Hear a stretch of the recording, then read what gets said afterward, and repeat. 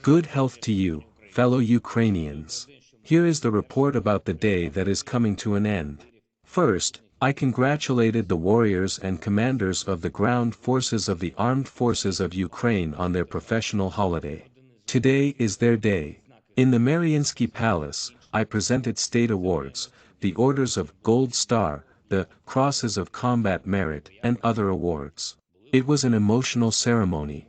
There were relatives of the heroes who gave their lives in battles against the invaders. There were warriors who would return to the front line. And there was such a special moment when we all felt what united us and how much we are all waiting for our victory. The victory will definitely come. The second important event of the day was participation in the G7 Leaders Summit. The Group of Seven. This is already the fifth such summit this year, in which Ukraine participates and fully presents its position. Today, we have outlined what exactly we have to do next year. I have thanked the partners and urged them to continue to help Ukraine in 2023 as they had done this year. It is very important that all elements of support for our state are preserved and do not lose the momentum. It is equally important to take new steps that will preempt the Russian terror. One of the main such steps is the summit, which we are planning for this winter. A summit on the implementation of our peace formula. No matter what the aggressor intends to do, when the world is truly united, it is the world, not the aggressor, that determines how the events will develop. This is what we offer to all conscientious states. To everyone who values the UN Charter and simply peace. The third important aspect of the day, the representatives of our state are already working in France. The head of the government, the First Lady of Ukraine and others. The key task is two conferences on the reconstruction and stability of Ukraine, on getting through this winter. They will take place tomorrow.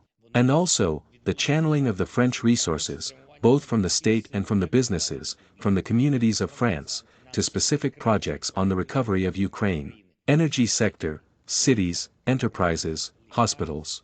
So now it is an important time in France for our country, and tomorrow I will also take part in the relevant events.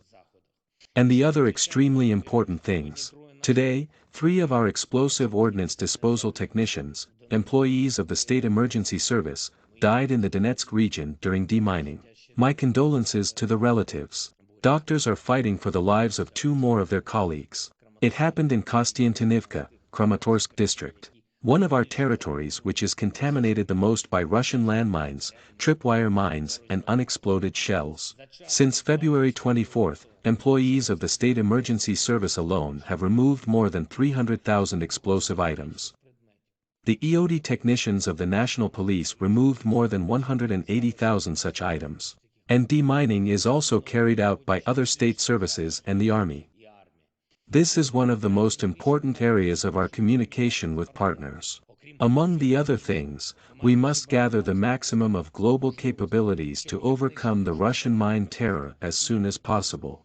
And I thank once again all our partners who help. I am thankful to all our heroic employees of the State Emergency Service, our police, and the military who carry out the demining. Every neutralized Russian mine, every disposed projectile, every detected and cleared tripwire mine is the saved lives of our people.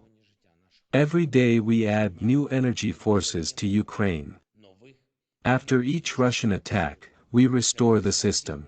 As much as possible.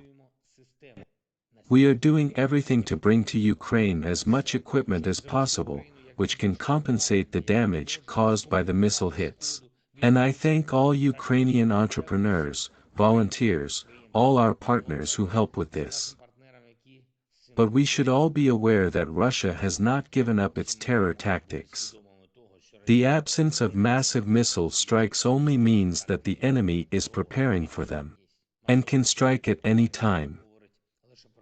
Despite the fact that it is obvious that even without light we know well where to shoot and what to liberate, Russia still hopes for blackouts.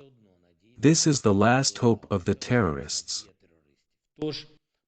So as long as they have missiles, and Russia still has them, please take seriously all warnings from the Ukrainian military command, from our Air Force and air alarms.